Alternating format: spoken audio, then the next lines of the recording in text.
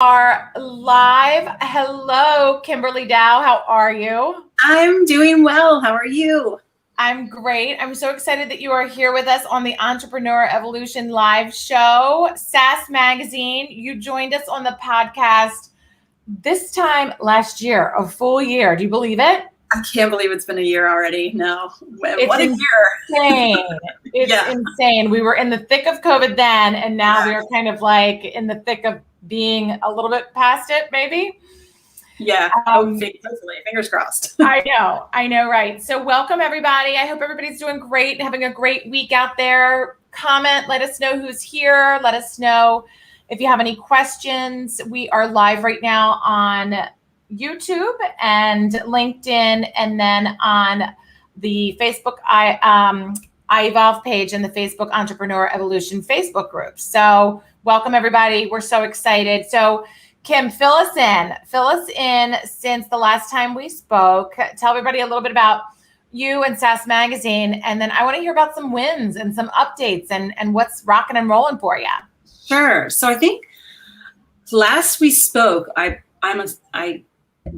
refreshing my memory, I think we probably had just put out our summer issue in July, and it was our very first all digital issue. Yes, you're exactly right.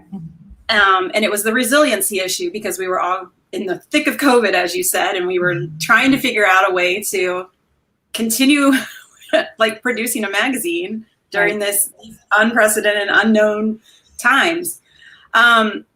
So fast forward a year. So we are back to publishing our magazine in print and distributing it in print. Great. And we also kept that digital aspect as well. So COVID has really, in a way, helped us. So now we're doing, we're kind of fusing the two, both print and digital, going strong. Great. That's great. Well, I remember one of the things we spoke about specifically was that your parents and a lot of your family were helping with the distribution, and you were worried about them specifically and their health. And, it's great how you just said COVID kind of helped us, because a lot of companies out there are saying the same thing. There are a lot that aren't, and it's very unfortunate. But do you see a lot of people seeing that kind of silver lining now of like, okay, we're a little bit through this, we're in a different chapter now, and it really kind of helped us in a same regard? I think, yes. I think in the long run, when we look back on this as entrepreneurs and small business owners, we will see how this pandemic sort of forced us to really, really think outside the box. Mm-hmm. And as entrepreneurs, we are normally known for thinking outside the box, but this pushed all of us even further. And as far as we know, and I think that, there was just a lot of amazing innovation that happened that we're going to continue to use. It's just going to better our businesses. That's awesome. So that's a huge win. You launched a digital magazine to complement now the back end print magazine. Any other wins or updates to share with us? So another win is, again, because of the pandemic and because we weren't able to produce our print magazine, we focused on our website as well. So on all of our, not just our digital magazine, but on sassmagazine.com, which is completely different content. Mm-hmm. We have really bumped that up to make our website not even almost, it is. It's its own kind of entity right now. And we're focusing on growing that on a more national base. So our magazine is more local and regional. And now we also have the website end of things, which is more of a national base. So that's awesome. That's so good. I love your industry because it's under the marketing umbrella, but specific to publication and to digital. So what are some updates that you're seeing as a whole in your industry that would help business owners out there that they might want to kind of keep a pulse check on, or see anything trending that they might want to be aware of? Anything to share there? Sure. So in addition to our publishing side, to doing the magazine, we also have a full service branding studio.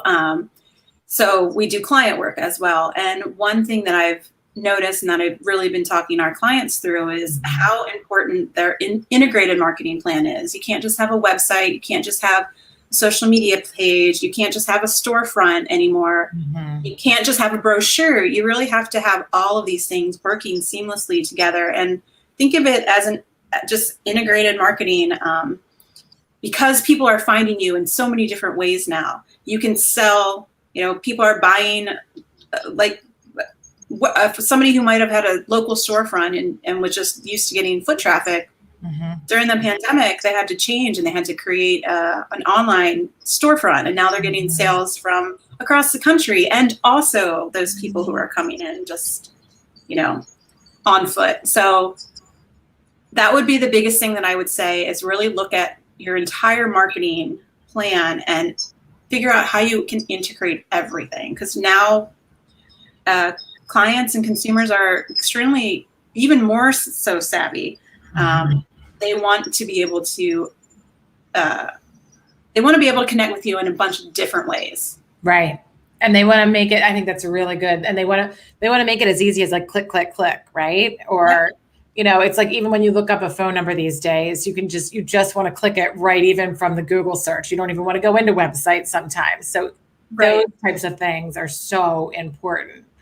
Yep. I love the word integrated. And I hear that word a lot when everyone was using kind of the term work-life balance. We would always talk about living more of an integrated life, making sure that, we all do life, we all do work and life. And, it's just so important to have everything really work together. Sometimes things will work better than others on some avenues and angles of it, but it's a really great word. So I love that you use that word as it relates to marketing, because it's so true. Is there anything that's trending right now that, like, if entrepreneurs and business owners really haven't looked at this? I don't know if it's like a Clubhouse thing, or if it's, an online, e-commerce thing. Is there anything right there that's like really hot right now and fun to look at? Well, I think, again, going with that, this whole integrated idea, people are, everybody has Zoom fatigue. We're so tired of only being able to see people through our screens, but we also realize how important that is, and how many different people we can connect with and talk with and network with in this digital space. So I think one of the things is really being aware of that people are not just looking for a digital connection with you, but also an in-person. And again, kind of giving them both. So let's say if you're having an event, even if it's a small business retail shop and you're having a special sale, do the sale with the people who are in, but maybe if somebody can't make it, have a digital tour of your sale. Talk about the things that they can buy online, or have a YouTube, or even just a Facebook Live, and sell things to them that way. So I think that this whole digital realm, while we are kind of fatigued about it, it's never going to go away, and it's kind of completely changed the way people consume and they buy things. So just keep that in mind. That's great. That's great feedback. And even as we speak right now, StreamYard or different softwares that continue to pop up are connecting and making the experience more efficient for us as users, right? So right now, being live on 4 different platforms with one broadcast, it's pretty cool. It makes it really cool for us, right? And then you can repurpose it and reuse it, or reposition it, or take segments of it. Yep. And that's really fun. I know that's like where your brain goes. So talk to me about growth opportunities. So what kind of growth opportunities do you see for Sass Magazine? For Sass Magazine, I will be totally candid. The pandemic definitely did hurt. As much as we had growth in the digital realm, it did hurt in our ad sales, because a lot of our ad sales are small local businesses who were maybe out of business for several months, who are now starting to build up to get back to where they were. It's going to take time, basically. It's going to take time for all of our businesses to kind of get back to where we were and recoup some of the things that were lost. So I don't know where I'm going with this. You were talking about growth opportunity. I know totally the other end. So a growth opportunity for us, we kind of saw this starting to happen, and we wanted to give our advertisers and our supporters just different avenues to use our publication as a source to promote themselves. So we have ramped up things such as our business spotlights, where we will do like spotlight on different businesses, where it's not just an ad, it's not just a sales, it's more of a way for our readers to really get to know a business owner as a person and also as a business, to get to know their mission, to get to know who their employees are, to just learn more about them on a deeper level than just an exchange. So that is one growth that we've seen.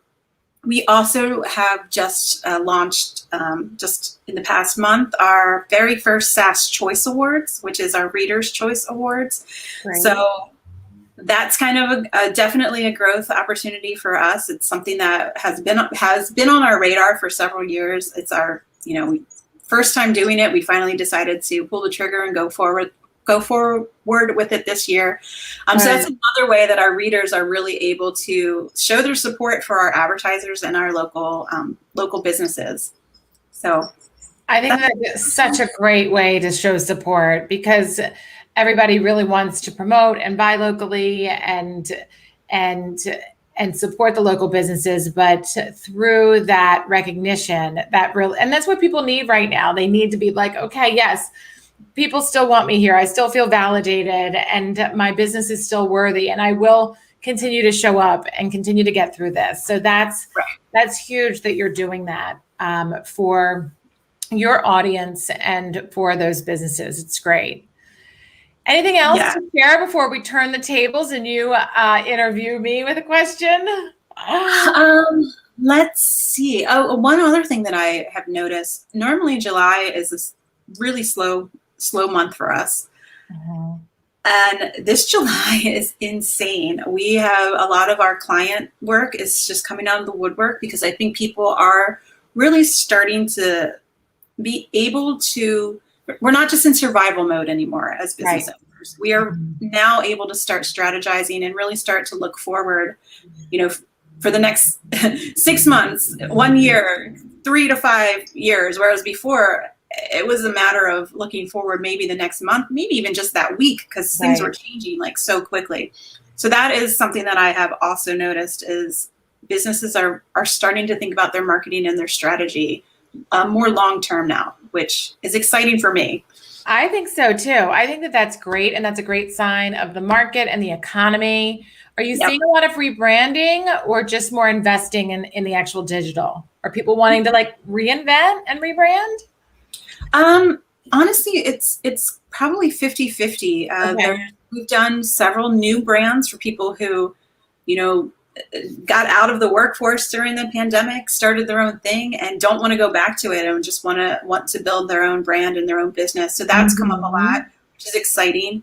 And then, larger companies, or already existing companies, are, I wouldn't say recreating, but they're just building off of the foundation that they already had, and now starting to take it to another level. So we're helping them with that kind of.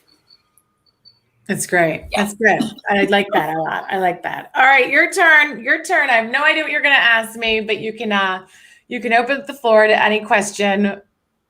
Okay. I don't know I have no idea what I'm going to ask you either. All right. Anything. I love it.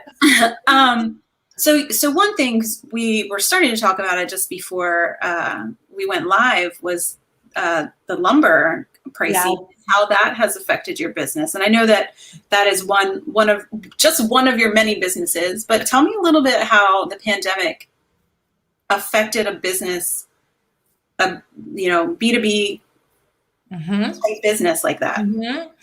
It's such a good question, Kim. And it's so interesting to think about that we recorded your podcast interview last July, right?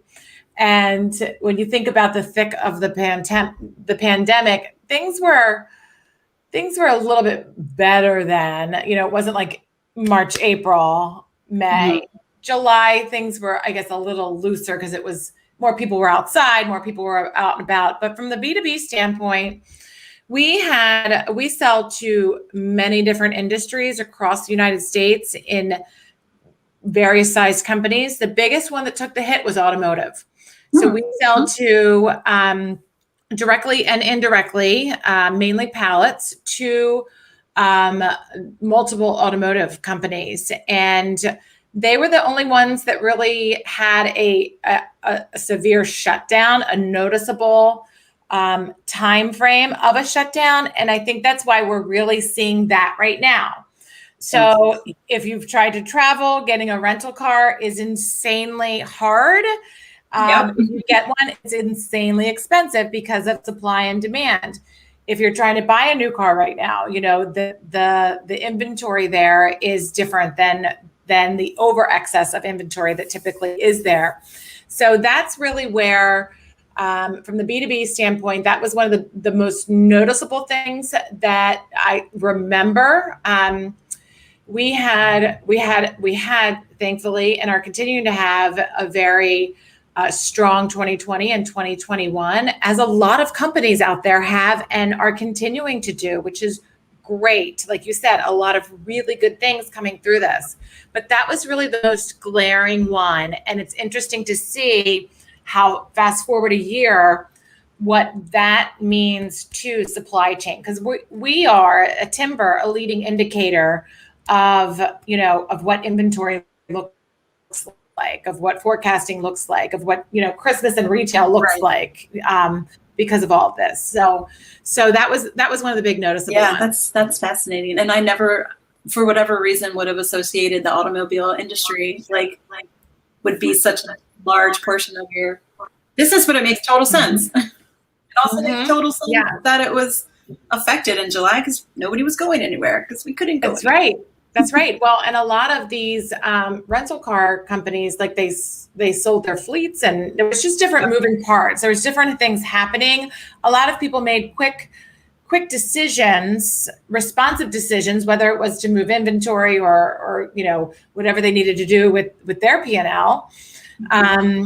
But now you're kind of seeing the reflection of that. And we're definitely seeing it from every angle of supply and demand. Construction chic is now really a term that we're seeing in the housing industry and the renovation industry. People can't get a dishwasher now for like 15 to 22 months. And that might get longer. That probably will get longer in third and fourth quarter, hopefully. I mean, we're seeing signs. We're seeing some short-term good news things out there, but those are, you have to really be careful if those real numbers are real or not. Behind the scenes, what's really happening. Yeah.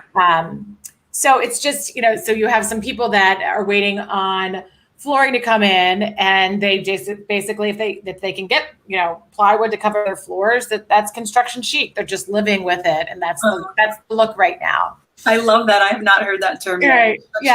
Well, and so many houses, people were moving and upgrading and redoing and everything. So it's definitely something that we see on our end from the consumer standpoint. So I'm writing that down because I might have to look into writing an article for that would probably be an interesting article for you, because chances are, it's like cocktail talk, right? Chances are, if you are out at a pre-COVID cocktail, somebody has something going on with their house. They've ordered something, or they have something like that going on right now, where they can't get a couch for 15 months, or my mom just moved and she can't get a dishwasher, or whatever it is.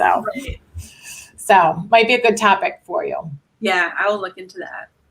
All right, I have another question for you that's sort of now talking on the other side of your business. Okay. So you talk with and you work with a lot of entrepreneurs and small business owners. What would you say, from your experience in talking to people in all different industries, is kind of the pulse now on entrepreneurship?